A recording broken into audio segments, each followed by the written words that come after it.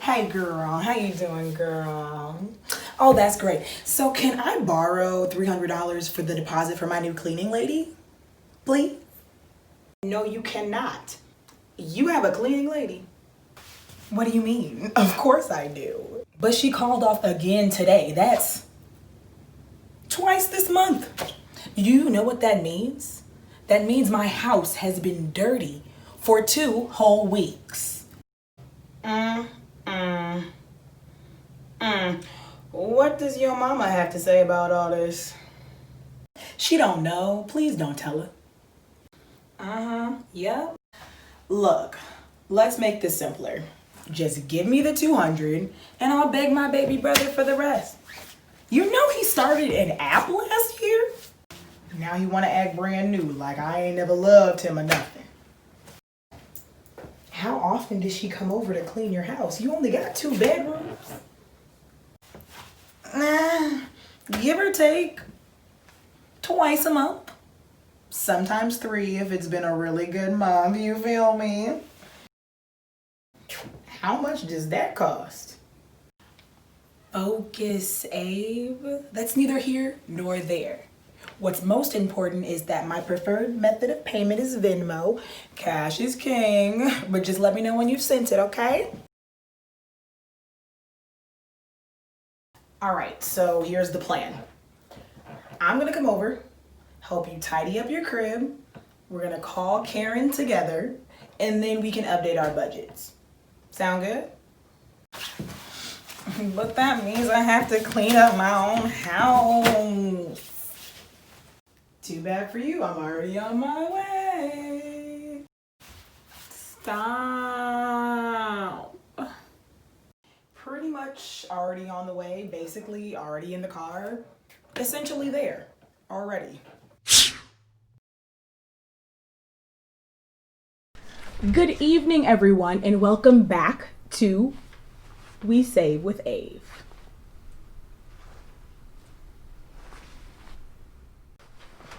Whew. I don't know how Drake does it. So for you all who watched the game, do you remember the Trey Wiggs episode?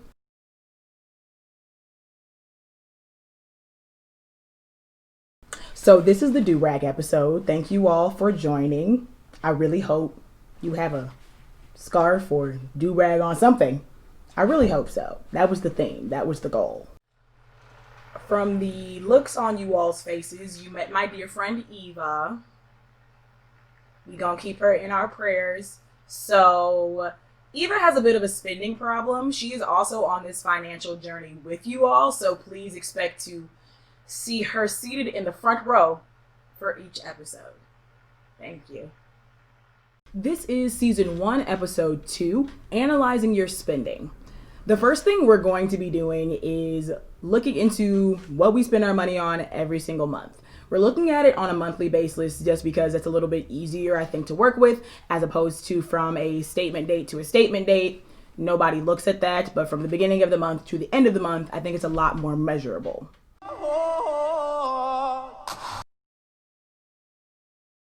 All right, y'all, as you're doing this exercise, try to give yourself as much grace as possible.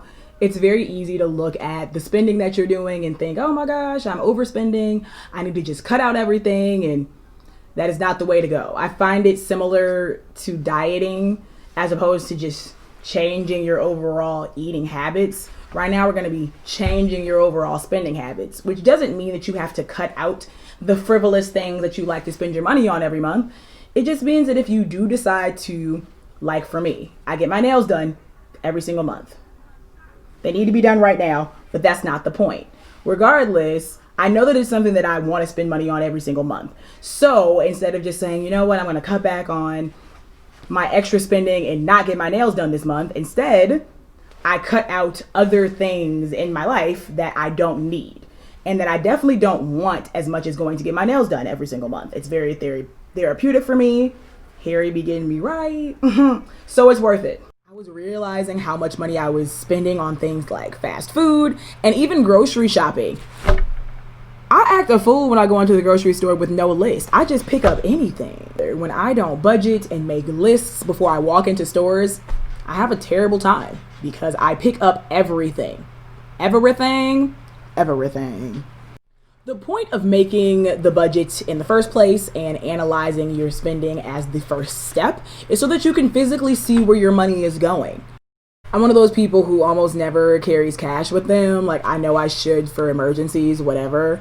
But I think that carrying cash actually does help me spend less money because I am physically shelling it out. As opposed to when my card is already installed on PayPal, which is already installed in all of these apps that I'm doing my online shopping with, all I gotta do is beep, boop, boop, bop, and then it's at my door. The first thing we'll need to do to analyze your budget is find the last 6 months of your statements. I know that sounds like a lot. It is a lot. But if that's a little too much, I would say minimum 3 months. But if you really care about your financial wealth, 6 months.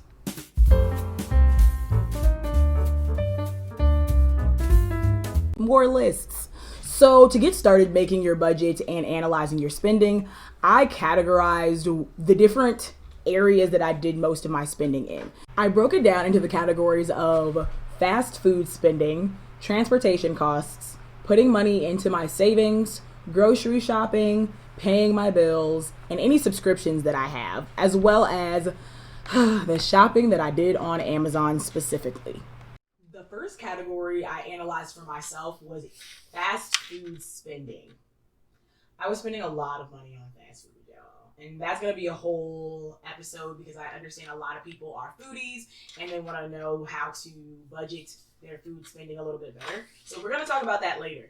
Like I was saying earlier, all we would do, allocate some of your other spending budget that you probably won't use, putting it towards food because that is what's important to you. This is all about you, people.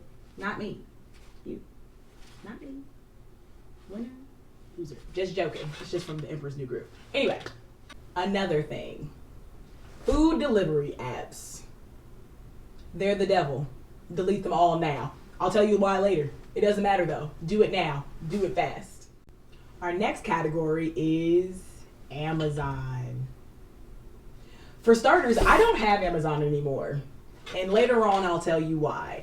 But I would encourage you all to really analyze how much money you spend on Amazon and how much of that is for necessities and how much of that is because of convenience. I truly think that we live in an era of access, and that is an amazing and beautiful thing, and I appreciate my ancestors for walking so we could run. But at the same time, I think it is causing us to rely too heavily on instant gratification and things like same-day shipping. I just don't feel like you absolutely needed that watch tomorrow.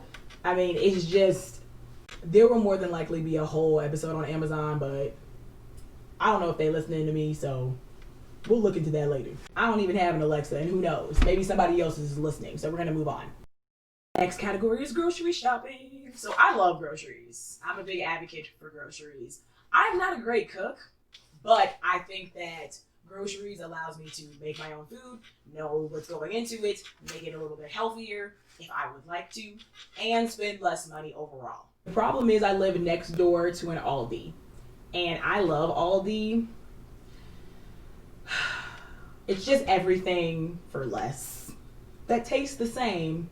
Similarly to Amazon, having the access to just get up and run to the grocery store every time I run out of one or two things causes me to spend extra money. Because every time I go into the store, I see something else that I don't necessarily need but would like to have. And then I take a $10 grocery shopping trip into a $50 grocery shopping trip that I didn't budget for, and then I have a whole bunch of food that I don't need. The next category that I analyzed was bills. Bills are a little different, obviously, because you have to pay them. You can choose whether or not you want to go to Chipotle, but you can't choose whether or not you want to pay your light bill. Like, it's just non-negotiable. But by going through and breaking down each bill that you have to pay every month, it gives you an idea of all the necessary funds that you need to keep on hand before you can even start thinking about any entertainment, any fund money, any traveling that you don't have to do for work. The next category that I analyzed was my monthly savings. I do think it's really important to budget your savings because then you have money to do it. A lot of the times we don't save because we say, oh, we don't have it, or oh, it's not in my budget. In reality, we can all budget to save a little bit more every single month, and we will touch on that later on. Next, we'll touch on transportation costs. It's another thing I hate spending money on. I am privileged enough to have a car, so I understand that some of this is just me being bougie. But I take the bus and the train, preferably only the bus because I cannot deal with the red line. But I commute pretty much every day. I don't really use rideshare unless I absolutely have to get somewhere at a certain time because it is an obscene amount of money. I understand it completely. You pay for convenience. But at the end of the day, if you just schedule ahead, leave your house on time, and plan, you can probably save a lot of money on your transportation costs, especially living in Chicago. It may not be reliable, but it's there. It may not come when you want it, but it'll get you to your destination. I can't say it's gonna get you there on time now. My next category is shopping. I really love fashion. I really like clothes and shoes that don't cost Payless prices. Rest in peace, Payless. It was baffling to me to see how much money I was spending on online shopping, considering the fact that we've been in a pandemic for the last 6 months. So where was I going? I don't know. The last topic that we'll touch on is subscriptions. I personally don't have very many subscriptions, and I will tell you why in the episode about subscriptions, but there's kind of a reason for that. I understand that a lot of people have different interests than me. And so if you are someone who likes to work out and you absolutely need to have a gym membership in your life, more power to you. I love you because you are better than me. But most importantly, you will find a way to add that into your budget because that's not something that you're going to give up. If you're spending 50, 60, 70, I don't know how much y'all spend on gym memberships, but if you're spending that much money on a gym membership on a monthly basis, it's obviously really important to you, and kudos. So we will figure that out. When it comes to streaming services, I'm honestly an advocate because streaming over live TV, at the end of the day, who even watches live TV anymore? I know I'm young, but still, if you're not at home, if you're not someone who watches anything other than Girlfriends right now, then why are you paying for cable? What's the point? If you're a cornball and you like documentaries such as myself, I would definitely recommend using Curiosity Stream. It is a streaming service that has apparently been around longer than I knew about it. But it just has a lot of different categories of documentaries. It is so interesting. I watched one about Google when they went and scanned all the books for Google Books. You gotta watch that one. If you watch that one, please let me know because I need to talk to somebody about it because that was ridiculous. Anyway, let's get back. So this just gives you a little template to kind of start with. That's all I got. Whatever your financial goals are for your very pleasant future, I'm speaking it into existence. I pray for peace and prosperity. On the next episode, we're going to be bringing all of this together as one big budget. We haven't forgotten that we actually have to make the budget. So that is what we are going to touch on next week, Sunday at 7. Meet me here. Not there, but here. I actually completely revamped my budget at the beginning of this month, so September, and I'm excited. I'll be sharing with you all the actual differences in what I saw between August of 2020 and September of 2020. So don't forget to hit the subscribe button and check out those previous videos. I'm new at this and I really would love you all's feedback, so thank you so much for joining. And in the words of Anderson .Paak, never forget Scared money don't make money, y'all. See you next week. Now please enjoy this montage of my thoughts of the game. Tasha Mack management. Malik is my favorite ignorant character. What is Lawrence doing on here? Ooh, I hated Jason's old lemon head. Kelly Pitts was the original Karen, y'all.